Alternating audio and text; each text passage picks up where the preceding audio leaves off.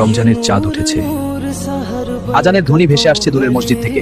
এই শহরেই থাকতো 30 বছর বয়সী এক যুবক, নামদার। মাথায় কেফিয়ার, চোখে কোমল দৃষ্টি, ছোট বেতন অথবা সাদা থোপ। মা থেকে এসেও ছিল রোজা রাখার মাস নয়, এটা দান ও দয়ার মাস। আরমানের বাবা একসময় গরিবদের সাহায্য করতেন। বাবার মৃত্যুর পর সেই দায়িত্ব নিজের কাঁধে তুলে নিয়ে আরমান একদিন ইফতারের আগে সে বাজারে গেল। আরবের সেই ব্যস্ত সুখে সে কিনলো রঙিন কাপড়, ছোট ছোট পাঞ্জাবি, ফ্রক আর টুপি। এত কাপড় কার জন্য হে যুবক? এগুলো আমার ছোট ভাই বোনদের জন্য, যারা এতিম। সেই রাতেই তার বাড়ির উঠোনে ঝুললো ফানুস। মিষ্টি খেজুর আর শরবতের সুবাসে ভরে গেল চারপাশ। একে একে এতিম বাচ্চারা এলো, কারো গায়ে ছেঁড়া জামা, কারো চোখে লাজুক হাসি। আরমান তাদের হাতে নতুন কাপড় তুলে দিল। তুমি শুধু নতুন জামা নয়, নতুন স্বপ্ন করবে। তাদের মুখে হাসি ফুটলো, সেই হাসির আলো যেন পুরো মরুভূমিকে আলোকিত করলো। Look children, the stars are so bright tonight.